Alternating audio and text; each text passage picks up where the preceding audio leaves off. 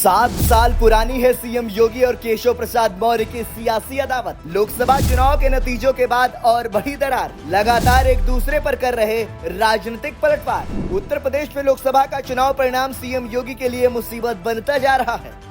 CM की मुश्किलें लगातार बढ़ती जा रही हैं। सरकार और संगठन के बीच का विवाद अब खुलकर सामने आ गया है। प्रयागराज मंडल की समीक्षा बैठक में जब डिप्टी सीएम केशव प्रसाद मौर्य नहीं आए तो शक की गुंजाइश नहीं रही। केशव प्रसाद मौर्य ने एक तरह से सीएम योगी के खिलाफ पॉलिटिकल लाइन खींचने की शुरुआत कर दी है। लोकसभा चुनाव में पार्टी की कमजोर स्थिति, 10 सीटों पर होने वाले उपचुनाव और 2027 में पार्टी को प्रचंड बहुमत दिलाने को लेकर मंडलवार समीक्षा बैठक चल रही है। बैठक में सीएम योगी सहित पार्टी के सभी वरिष्ठ नेता और मंडल से जुड़े पार्टी के पदाधिकारी भाग ले रहे हैं, लेकिन केशव प्रसाद मौर्य किसी भी बैठक में शामिल नहीं हुए। सीएम योगी आदित्यनाथ इससे पहले भी बैठक कर चुके हैं। इस बैठक में भी डिप्टी सीएम केशव मौर्य शामिल नहीं हुए।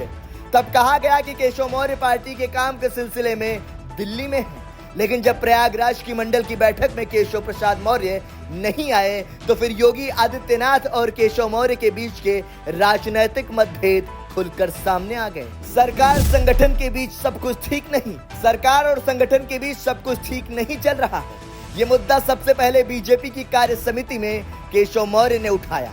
कार्य समिति में केशव मौर्य ने कहा कि संगठन सरकार से बड़ा होता है।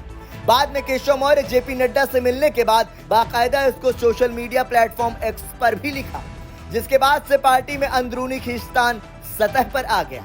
अब पार्टी के विधायक भी इस मुद्दे पर खुलकर बयान देते हुए नजर आ रहे हैं। केशव प्रसाद मौर्य से जुड़े सवाल के संबंध में विधायक नंदकिशोर गुर्जर ने कहा कि दुर्योधन केशव को बांधने चला था, खुद निपट गया। वह केशव चाहे द्वापर में हो या कलयुग में हो, केशव जी हैं। 325 सीटें उनकी लीडरशिप में आई हैं। केशव जी का एक अपना अलग जलवा है। संगठन हमेशा बड़ा होता है, अगर संगठन नहीं होगा तो विधायक नहीं होंगे। सरकार कैसे बनेगी? आज के समय में अधिकारी दुर्योधन का रूप है और उनका ऑपरेशन किया जाएगा। सीएम योगी और केशव प्रसाद मौर्य के बीच मतभेद। केशव प्रसाद मौर्य और मुख्यमंत्री योगी आदित्यनाथ में विवाद बढ़ता जा रहा है। हालांकि ये विवाद कोई आज का नहीं है। विवाद की शुरुआत योगी आदित्यनाथ के सीएम बनने के साथ ही शुरू हुई थी। साल 2017 में केशव प्रसाद मौर्य प्रदेश अध्यक्ष थे। उनका यह मानना था कि उनकी अध्यक्षता में छोटी छोटी पिछड़ी जातियों को जोड़कर गैर यादव ओबीसी वोट बैंक के जरिए बीजेपी सत्ता में आई है, लिहाजा ओबीसी समाज से ही सीएम होना चाहिए। राजनीतिक विश्लेषक मानते हैं कि केशव खुद को सीएम उम्मीदवार के तौर पर देख रहे थे, लेकिन ऐन मौके पर मुख्यमंत्री योगी आदित्यनाथ बन गए। उसके बाद से सीएम योगी और केशव के बीच जो मतभेद शुरू हुआ वो समय समय पर सामने आता रहा।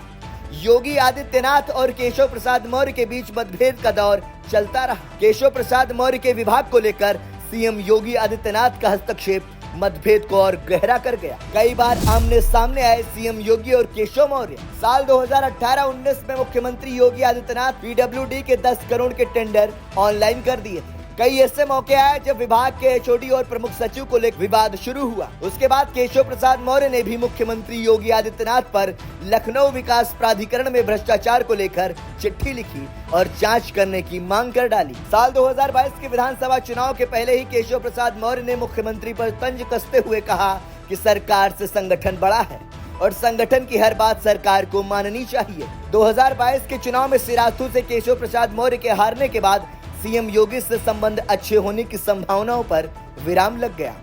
साल 2022 में फिर से बीजेपी सत्ता में आई तो सीएम योगी आदित्यनाथ दोबारा मुख्यमंत्री बने। सिराथू से चुनाव हारने वाले केशव प्रसाद मौर्य फिर से सीएम बनने से चूक गए, जिसकी कसक कभी कभी बाहर आ ही जाती है। लोकसभा चुनाव के बाद बढ़ी दूरियां। केशव प्रसाद मौर्य ने मुख्यमंत्री योगी आदित्यनाथ के विभाग को चिट्ठी लिखकर प्रमुख सचिव नियुक्ति और कार्मिक से जानकारी मांगी। संविदा आउटसोर्सिंग पर कितनी भर्ती हुई है और क्या आरक्षण का पालन किया गया है।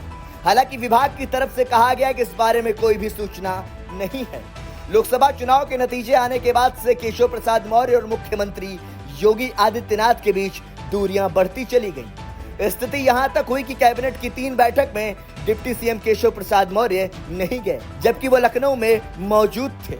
हालांकि एक बैठक के दौरान दिल्ली में भी मौजूद थे, लेकिन इसके अलावा मुख्यमंत्री के चुनाव के बाद जब अहम बैठक बुलाई तो उसमें भी केशव प्रसाद मौर्य नदारद रहे।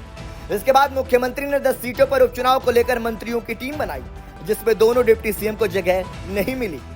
ये सभी कड़ियां एक दूसरे से जुड़ती गईं और अब आलम यह है कि यूपी की सियासत में दिल्ली को दखल देना पड़ रहा है। ब्यूरो रिपोर्ट, संदेश वाहक।